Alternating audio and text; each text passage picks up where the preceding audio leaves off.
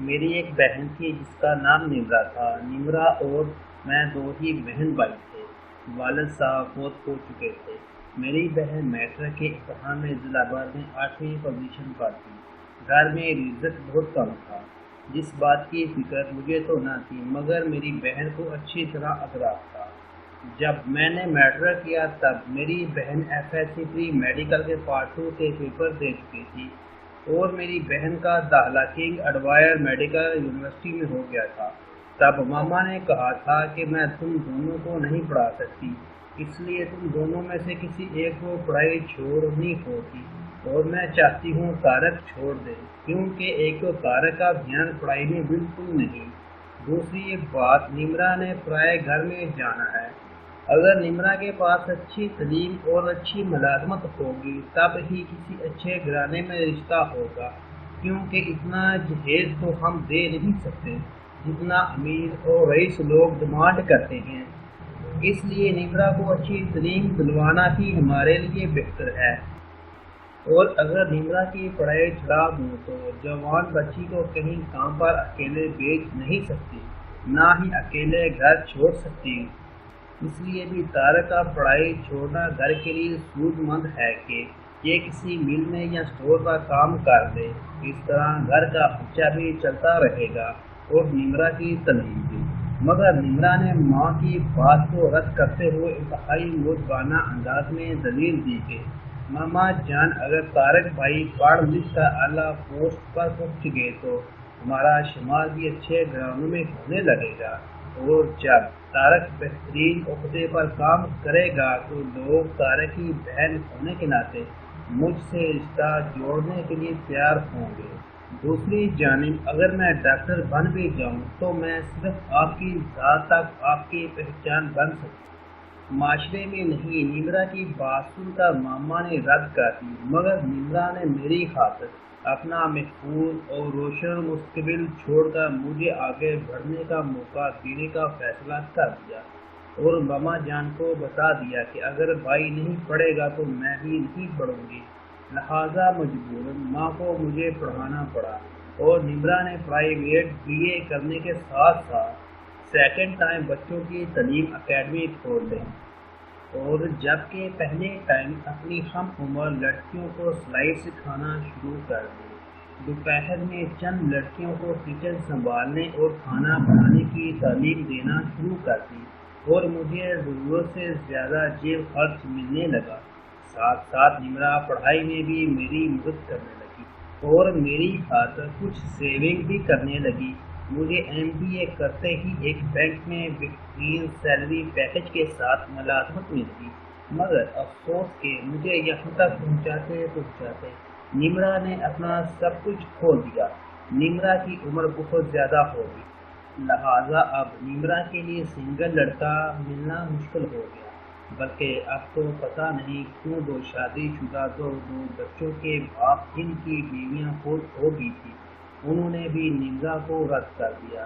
مجھے نمرا کی کوئی خاص فکر نہ تھی، مگر ماما جان نمرا کا سوچ کر بستر سے جا لگی، جبکہ نمرا کی نظر میں ابھی بھی میں منزل پر نہیں پہنچا تھا۔ نمرا چاہتی تھی بزنس مینجمنٹ کی تعلیم ہونے کی وجہ سے مجھے اپنا بزنس شروع کرنا چاہیے، اور جتنا بینک سے میں سال میں کماتا ہوں، جب بزنس کامیاب ہو جائے گا تو میں اتنا مہینے میں کمانے لگوں گا۔ مجھے بزنس کروانے کے لیے نمرا نے اپنی 8-9 سال کی بچت اور ساتھ نمرا کی شادی کے لیے بنائے گئے زیور سب کچھ قربان کر دیے۔ جب بینک میں جاب کرتے مجھے 1.5 سال گزر گیا تو ایک دن اچانک میری ماما ہارٹ اٹیک سے فوت ہو گئی۔ ماما کی موت ہم دونوں بہن بھائیوں کے لیے صدمہ تھی، مگر اتنا بڑا صدمہ بھی نمرا کے ارادوں کو توڑ نہ سکا۔ آخرکار نمرا نے اپنی ساری زندگی کی بچت اپنا اور ماں کا زیور بیچ کر میرے نام پر ایک پلاٹ خرید دیا، اور باقی پیسوں سے اس پر گھر بنا دیا، اور اس گھر کو میرے حوالے کرتے ہوئے کہا کہ اب یہ گھر بیچ کر تمہیں آگے 2 پلاٹ خریدنے ہیں، جن میں سے ایک پر اپنی کمائی سے گھر بھی بنانا ہے۔ میں چونکہ بینکر تھا، گھر پر جو لاگت آئی تھی اس سے 3 گنا زیادہ پر گھر بیچ دیا، جس سے نہ صرف 2 پلاٹ خرید لیے بلکہ انہی پیسوں سے ایک اور گھر بھی بنا لیا۔ دوسری طرف بینک کی ایک کولیگ سے شادی بھی کر دی جو نمرا کی اسکول فیلو مگر نمرا سے بہت جونیئر تھی۔ ہاں، نمرا کی ذہانت کی وجہ سے نمرا سے واقف تھی۔ نمرا نے مجھے اس سے شادی سے بہت منع کیا مگر میں نے اس سے شادی کر دی۔ شادی کے بعد کچھ عرصہ نمرا مجھ سے کھچی رہی مگر بعد حالات نارمل ہو گئے۔ میری شادی کو 1.5 سال گزرا تھا۔ میری ایک بیٹی پیدا ہو چکی تھی کہ ایک دن نمرا نے مجھ سے میری بیگم کے کردار کی شکایت کی اور مجھے بتایا کہ تمہاری بیگم کو کوئی گھر پر ملنے آتا ہے۔ میں نے نمرا کی بات سن کر بیگم سے بات کی تو اس نے کہا نمرا تمہارا گھر نہیں بسنے دینا چاہتی، یہ مجھے بہت بار دھمکیاں دے چکی ہے کہ میں تمہیں طلاق دلوا کے رکھوں گی، اور بھی بہت ساری ایسی باتیں کی اور مجھے اتنا طیش دلوایا کہ میں نمرا کی ساری قربانیوں کو بھول کر نمرا کو جانوروں کی طرح مارنے لگا اور اتنا مارا کہ نمرا کا بازو توڑ دیا۔ دوسری طرف نمرا کے بنائے گئے گھر سے آنے والے منافع اور کاروبار میں اتنی برکت ہوئی کہ مجھے ہر گھر بنا کے بیچنے پر ایک گھر اور پلاٹ ساتھ میں بیچنے لگا۔ دوسری طرف نمرا کے اور میری بیوی کے حالات بگڑنے لگے۔ ایک دن میں اور میری بیوی اپنے 3 بچوں، تب میرے 3 بچے ہو چکے تھے، کے ساتھ باہر کھانا کھانے گئے ہوئے تھے۔ جب گھر واپس آئے تو دروازے کھولتے ہی ایک نوجوان نے میرے منہ پر زوردار پنجہ مارا۔ میں پیچھے اپنی بیگم پر جا گرا اور نوجوان سامنے موٹر سائیکل پر کھڑے اپنے دوست کے پیچھے بیٹھ کر فرار ہو گیا۔ میری اونچی آواز سن کر گھر کے اوپر والے حصے سے نمرا بھی اتر آئی مگر نمرا کے آنے سے پہلے میری بیوی مجھے نمرا کے خلاف بھڑکا چکی تھی۔ میں نے پاس پڑا لوہے کا راڈ اٹھا کر نمرا کو مارنا شروع کر دیا۔ نمرا نے قسم کھائی قرآن اللہ رسول کے واسطے دیے کہ وہ نماز پڑھ رہی تھی، اسے نہیں معلوم کون تھا۔ نمرا نے میرے سامنے مری ہوئی ماں کی تصویر کی تو میں نے نمرا کے ہاتھ پر تیر کا راڈ مار کر ہاتھ توڑ دیا اور ماں کی تصویر نمرا کے ہاتھوں سے چھوٹ کر میرے قدموں میں آ گری۔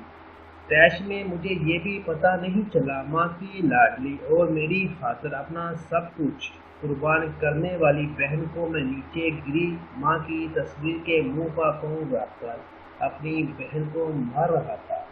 جب تک محلے والے نمرا کو چھڑانے نہیں پہنچے تب تک نمرا بے ہوش ہو چکی تھی یا پھر شاید مر چکی تھی۔ لوگ نمرا کو لے کر ہسپتال پہنچے اور میں وہ گھر چھوڑ کر دوسرے گھر فیملی کے ساتھ شفٹ ہو گیا۔ بعد میں نے نمرا کے نمبر کی ڈیٹیل نکلوائی تو نمرا کی کسی لڑکے کے نمبر پر گھنٹوں کالز ہوئی تھی۔ کال ڈیٹیل کے بعد مجھے نمرا سے کیے گئے سلوک پر کوئی دکھ نہ ہوا، یہاں تک کہ کچھ عرصہ قبل میری بیوی ایکسیڈنٹ میں فوت ہو گئی۔ ایکسیڈنٹ میں فوت ہونے سے پہلے میری بیوی نے مجھے جو حقیقت بتائی وہ سننے کے بعد میں سوچتا ہوں کہ کاش بیوی کی جگہ میں مر جاتا۔ میری بیوی نے بتایا کہ نمرا بے قصور تھی۔ نمرا کے موبائل سے کال میں کرتی تھی، وہ لڑکا بھی میرا عاشق تھا۔ اس رات اپنی اور آپ کی دھمکی سے نمرا کا پتہ صاف کرنے کے لیے میں نے ہی موقع دیکھ کر اسے گھر بلوایا تھا اور نمرا واقعی ہی تب نماز پڑھ رہی تھی۔ میری بیوی فوت ہوگی مگر میں نہ جیت سکتا ہوں نہ مر سکتا ہوں۔ میں نے پاگل خانے، یتیم خانے، لاوارث لوگوں کے ٹھکانے، اپنے پرانے محلے کے ہر ایک گھر سے نمرا کو ڈھونڈا مگر نمرا نہیں ملی۔ میں اب اپنی بیٹی کو ایک بیٹی کا حق دیتا ہوں اور ایک بہن کا حق دیتا ہوں۔ آج میرے گھر کا صرف کرایہ 30 لاکھ ماہانہ ہے، باقی بزنس الگ ہے، مگر مجھے اس مقام پر پہنچانے والی نمرا میرے پاس نہیں۔ میں چاہتا ہوں کوئی مجھ سے میرا سب کچھ لے لے، صرف ایک نمرا لٹا دے۔ میری قائرین سے گزارش ہے کہ مجھے کوئی ایسی ترکیب بتائیں کہ میں نمرا سے کی گئی زیادتی کا کفارہ ادا کر سکوں۔